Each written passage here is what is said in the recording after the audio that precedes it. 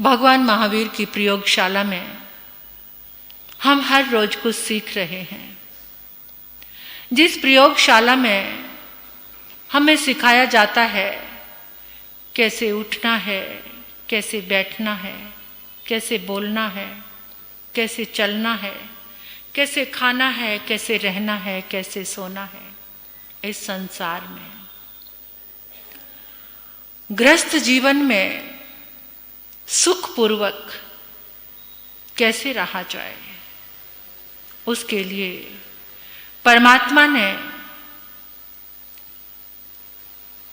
आगार धर्म का प्रतिपादन किया। आगार धर्म जिसमें आप खुश रह सकते हैं, चैन से रह सकते हैं, लेकिन उसे स्वीकार तो करो, उसे स्वीकार तो करो। भगवान के जब समोशरण लगते थे तो उस समोशरण में कितने गाथापति, कितने सेनापति, कितने राजा क्या बन जाते थे?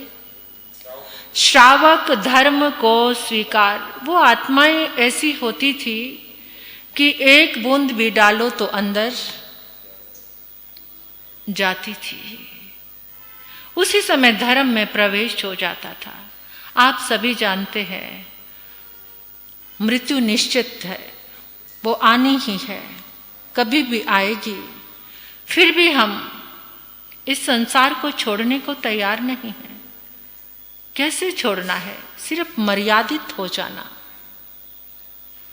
मर्यादा में प्रवेश हो जाना, एक जागरण, एक जागरूकता कि पता चले क्या छोड़ना है, क्या ग्रहण करना है और क्या जानना है। जानना, छोड़ना और ग्रहण करना, बस एक सुश्रावक इसमें प्रवेश करके अपने जीवन को सुखी कर सकता है। हम सभी सुखी होना चाहते हैं तो काम भी सुखी होने के, तो आओ चलते हैं जर्नी ऑफ जॉय, आनंद की उस यात्रा की ओर कदम बढ़ाते हैं। तो थोड़ा सा जानकर सब चीज़ें, प्रभु ने नहीं कहा कि तुम खाओ नहीं, सोओ नहीं, चलो नहीं, देखो नहीं, जानो नहीं, सब कुछ बोलो नहीं, लेकिन उसमें एक शब्द जोड़ दिया सिर्फ कि तुम यत्ना के साथ, विवेक के साथ उस चीज का वहन करो, तो तुम्हारे जीवन में सुख अपने आप ही आना शुरू हो जाएगा। तो उसी में हमारी चर्चा चल रही थी। श्रावक का पहला व्रत प्राणातिपात, विरमण व्रत, जिसमें तुम्हारे लिए हिंसा के कुछ आगार रखे हैं। 5 अतिचारों से श्रावक को बचना चाहिए। सबसे ज्यादा इस संसार में आज तो हिंसा का तांडव हो रहा है।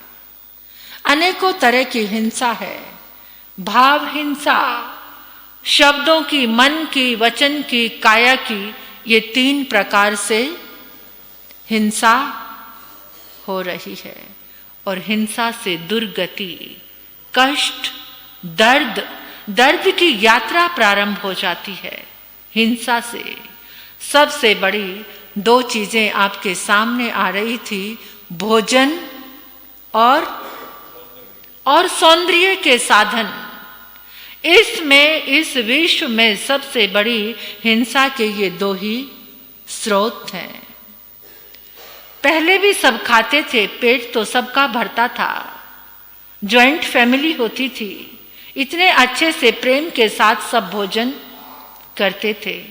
और आज कौन सा परिवार ऐसा है जिसमें एक समय पूरे परिवार के लोग बैठकर एक साथ भोजन करते हैं? कौन है? कोई है?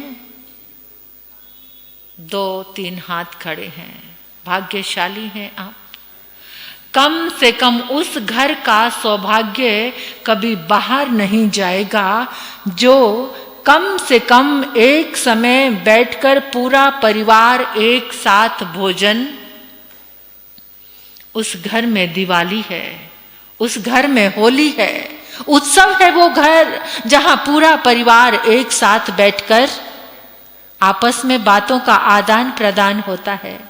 एक दूसरे का चेहरा देखने को बड़े बड़े मेट्रो सिटीज में लोग आकर बताते हैं। एक पिता ने कहा कि मुझे मेरे बेटे का चेहरा देखे 15 दिन हो गए। एक ही घर में रहते हैं, एक ही घर में बेटे का चेहरा देखे 15। मेरा आने का जो जाने का समय है उस समय बेटा सोया रहता है, मैं चला जाता हूं और जब वो आता है तब मैं सोया होता हूं, जब मैं जाता हूं तो वो सोया होता है। तो कैसे जिंदगी में सुख कैसे आएगा? 5 अतिचार है। हिंसा को, श्रावक की हिंसा से बचने के लिए, श्रावक के लिए 5 अतिचार हैं जिसमें आपने सुने थे। पहला सुना था बंद, किसी भी जीव को गुलाम नहीं बनाना, बांध के नहीं रखना अपने मनोरंजन के लिए। आगार है आपको कि आपने पशु पालन किया है तो आप उसको बांध सकते हैं। किसी की जीव की दया के कारण आप उसको बांध सकते हैं कि जब तक वो स्वस्थ नहीं होता तब तक मैं बांध के रखता हूं, उसके बाद उसको आजाद कर दूंगा। ये आगार है। वध, चोट पहुंचाना। आवश्यकता होने के लिए, शिक्षा देने के लिए, किसी को समझाने के लिए आप थोड़ा अनुशासन रख सकते हैं, उसके लिए आगार है। लेकिन जबरदस्त किसी को चोट नहीं पहुंचाना, किसी के ऊपर प्रहार नहीं करना, किसी को मारना नहीं, किसी के प्राण नहीं लूटना। ये सुना था आपने। तीसरा था छवि छेद, किसी के सौंदर्य को खत्म कर देना, जलन से, ईर्ष्या के वशीभूत, या फिर अपने मनोरंजन के लिए, क्रोध के लिए। ये जो दुनिया में एसिड अटैक, किसी के चेहरे पर एसिड डाल देना,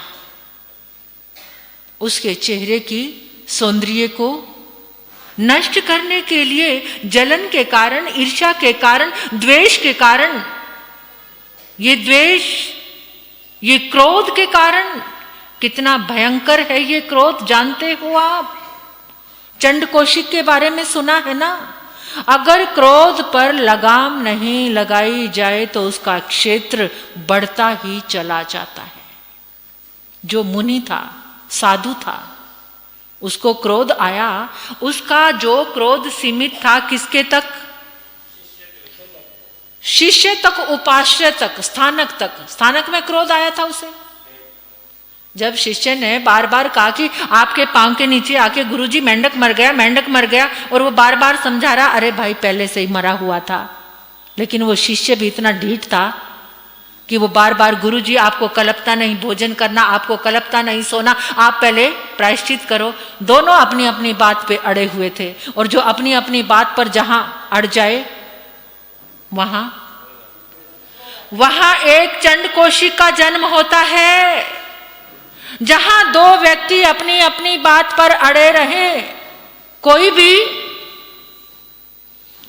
भी झुकने का नाम ना ले, कोई भी समझने का नाम ना ले, वहां एक चंड कौशिक का जन्म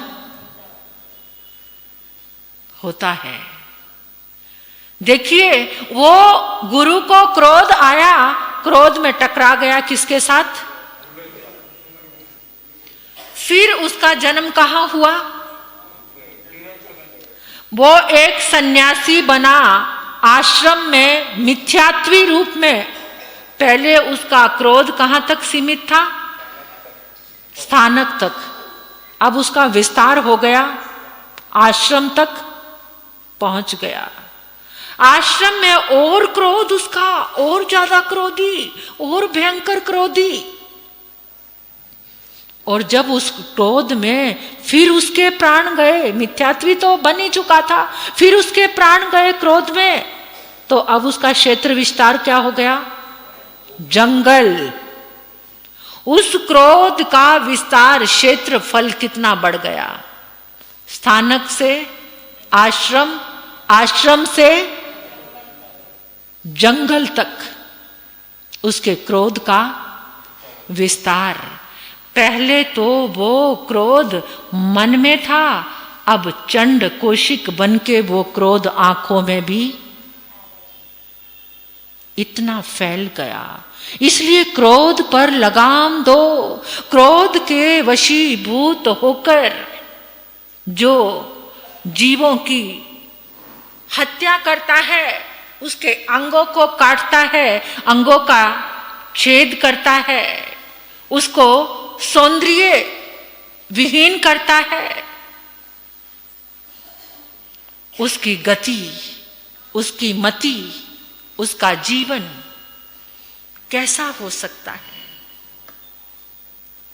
भगवान महावीर के समोशरण के बाहर एक जर्जरित बूढ़ा, जिसके हाथ पांव कांप रहे हैं, उसके दोनों आंखों से गीद, आंखें भी उसकी ऐसी हैं कि देखी नहीं जाती, आंखों से भी पानी टपक रहा है। पानी टपक टपक कर को ये आंखों के कोने में गंदगी जमा हो चुकी है। कानों से भी गंदगी बह रही है, मुंह से लार टपक रही है, एकदम मक्खियां उसके ऊपर भिन भिना रही हैं, शरीर उसका बिल्कुल कांप रहा है।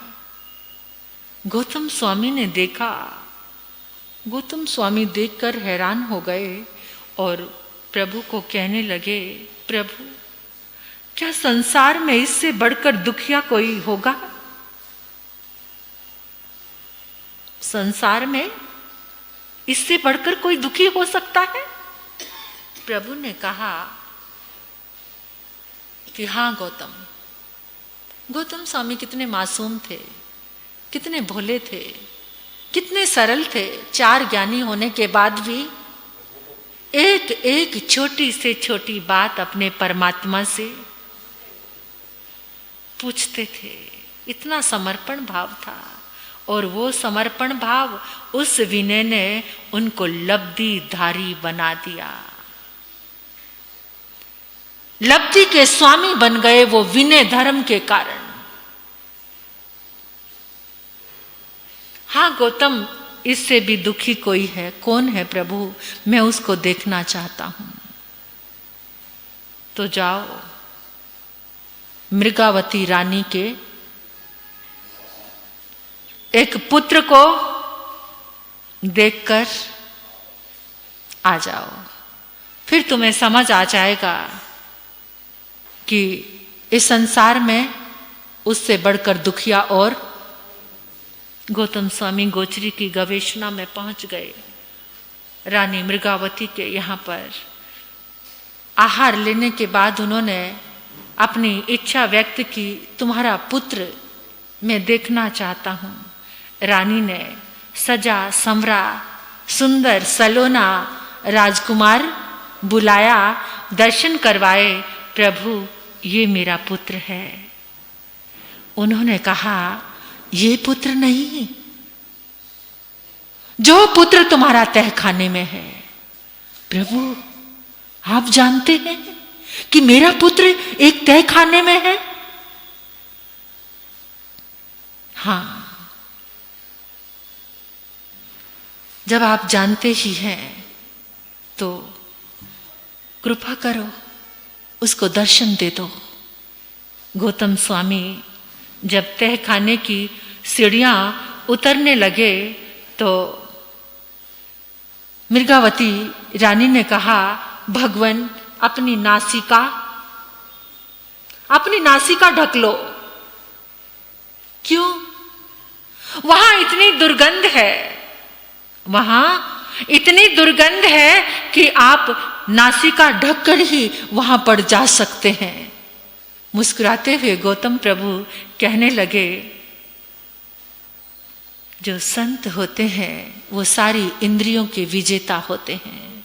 सुगंध और दुर्गंध से हमारा कुछ भी मतलब नहीं है, हम दोनों में सम रहते हैं। मैंने गुरनी मैया से जिस दिन पहली बार ये बात सुनी थी, उसी दिन से प्रतिज्ञा की थी कि कभी भी नासिका नहीं ढकना, कितनी भी दुर्गंध हो और कितनी भी सुगंध हो, समभाव में उसके ऊपर प्रयोग करना, ये भगवान महावीर की प्रयोगशाला है। सुगंध और दुर्गंध भी तुम्हारे कर्मों का बंधन।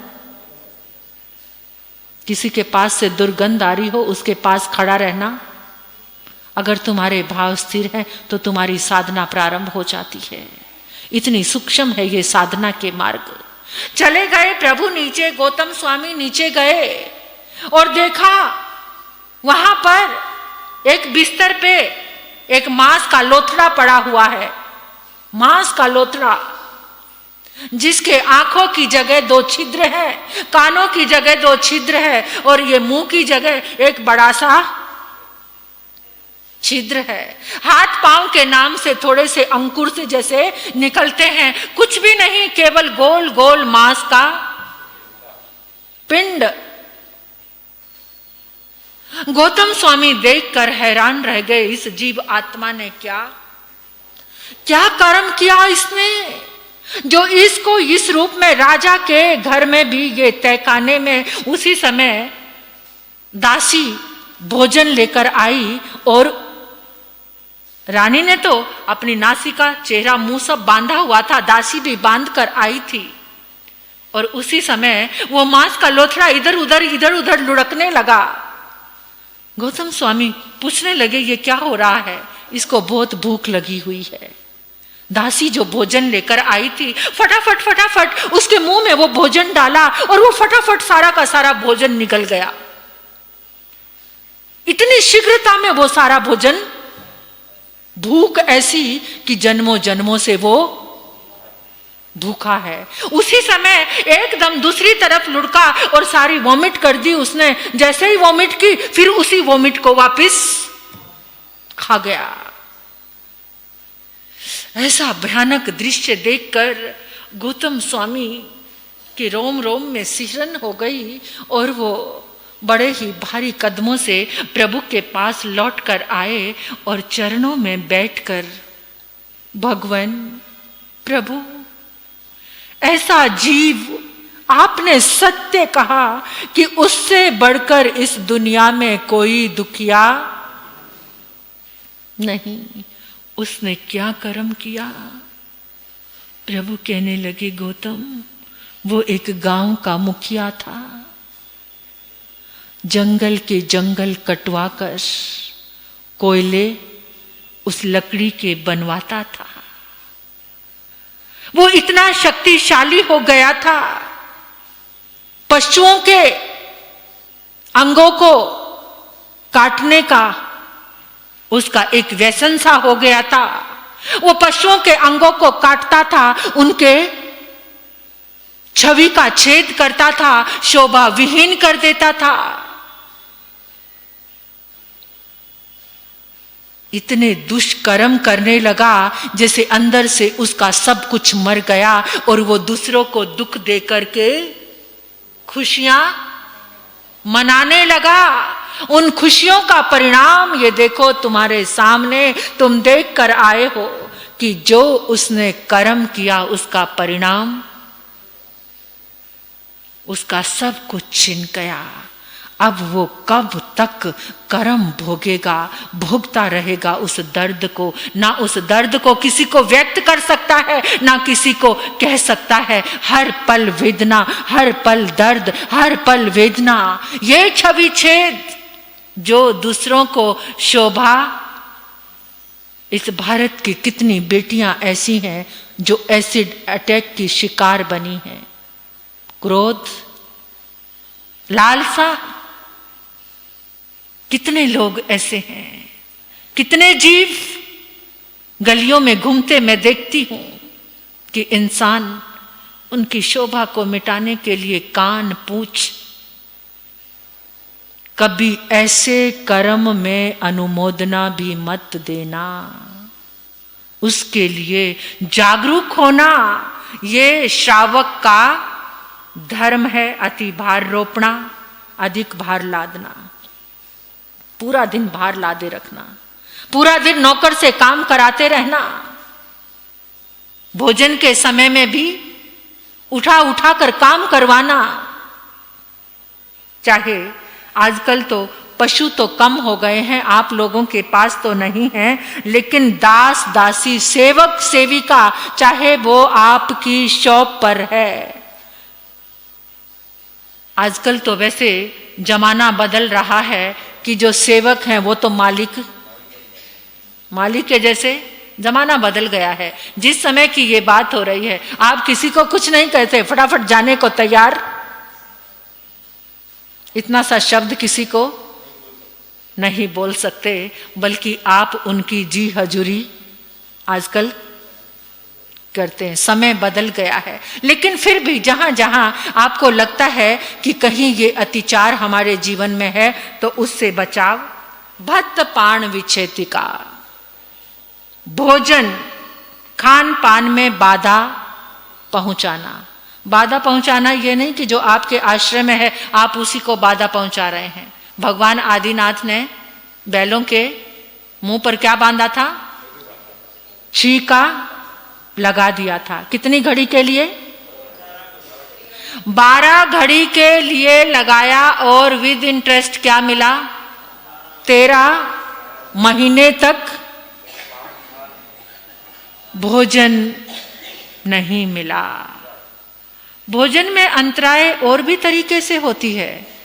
कोई किसी के लिए दान दे रहा है भोजन का, और आपने उसके बीच में, अरे आजकल तो ऐसे लोग घूमते हैं, क्या पता है तुम्हें, तुमने जो अनाज दिया ये जाकर बेच देगा, वो बेचे या ना बेचे, लेकिन तुमने अंतराय। ये भी भत्त पान विच्छेदिका में आता है। कोई दान कर रहा है और आप उसको अंतराय दे रहे हैं, किसी भी तरह की जो आप अंतराय दे रहे हैं, ये बहुत बड़ा अतिचार है। जो भी आप जिस भी चीज में, चाहे वो भोजन की, पानी की, किसी भी तरह की, वस्त्र की, पैसे दान की, औषधि दान की, कि आजकल तो लोग ऐसे ही लुटेरे घूमते हैं, तुम मत दो। अरे स्थानक में क्या कमी थी? सब तरीके से तो दान आ रहा था, तुम बेकार में अपना पैसा। ये बहुत बड़ा अंतराय कर्म बांधने वाले को भोगना बहुत मुश्किल जाता है। तो ये अतिचार हैं, और इनमें जागरूक होकर नियम धारण करना कि बाकी के आगार रख के, जो जीवन में करुणा भाव को धारण करके इसके आगार और बाकी सब स्थूल मोटे जीव की हिंसा का त्याग, पचखान करना, जानकर मैं किसी भी त्रस्त जीव को का अपराधी नहीं बनूंगा, ये ना मारने का, जीव हत्या का संकल्प लेना, अपने हाथों से त्रस्त स्थावर दोनों जीवों को जीवन दान देने की भावना रखना और बाकी संकल्प रखना, ये श्रावक का व्रत है। और आज का समय इतना ही था। आज क्या है, आप सभी को जाना है, इसलिए सभी आए भी जाने के लिए। रेकी की क्लास भी अच्छी हुई, और आने वाली 18 तारीख को इसी आंगन में एक अद्भुत साधना, पानी आपको निरोग कर सकता है। सिर्फ पानी, उस पानी को दिव्य औषधि, दिव्य अमृत बनाकर कैसे पिया जाए, वो पानी आपको डिप्रेशन से बाहर निकाल देगा, गारंटी के साथ कहती हूँ। पानी आपका क्रोध कम कर देगा, पानी आपकी कषायों को मंद कर देगा अगर उस पानी को आपने अमृत, वो पानी आपके घर में आए हुए वास्तु दोष का निवारण कर देगा अगर वो पानी की विधि आपने जैसा पिए पानी, जो ये सब की जीभ पे बोलने में कांटे उग गए हैं ना, रफ बोलते हैं, अपमान करते हैं, तो उस पानी की साधना से आपकी वाणी भी क्या हो जाएगी, जैसा पिए पानी वैसी बोले। 18 तारीख को भाई बहनें सभी आएंगे और उस कार्यक्रम के आयोजक हैं आनंद तीर्थ महिला मंडल। आनंद तीर्थ महिला मंडल उसके आयोजक हैं। तो जिसको जिसको भी जानते हो धर्म की दलाली ले लेना। वैसे भी दिन भर हाय हेलो करने के लिए फ़ोन करते हो, कम से कम यहाँ बुलाने के लिए एक दोपहर को 2 से 4 अपने साथ पानी की बोतल लेकर आनी है, धोवन या फिर गरम जल। लेकिन गरम जल को आप ठंडा करके लाना, गरम जल को आपको ठंडा करके लेकर आना है। अगर आपके साथ कॉपर का बर्तन हो तो वो बहुत बेस्ट रहेगा, क्योंकि आप जो ऊर्जा उसमें सेव करके लेकर जाएंगे, कॉपर के अंदर ताकत होती है कि वो दूसरी एनर्जी को अपने भीतर एंटर होने नहीं देता। जल को आपने, कॉपर यानी तांबे का बर्तन, तांबे की बोतल या तांबे का कलश, ये आप लेकर आ सकते हैं। तो उसमें जैसे जल आप जिस विधि से यहाँ से बनाकर लेकर जाएंगे उसकी ऊर्जा वैसे ही रहेगी। उसके ऊपर ढक्कन जरूर होना चाहिए। तो एक बहुत सुंदर साधना, समय पे पहुँचना, 2 से 4 का समय है, समय पे पहुँचना। लकी कूपन निकाले जाएंगे, आपको कूपन दिए जाएंगे, लेकिन समय रखा जाएगा कि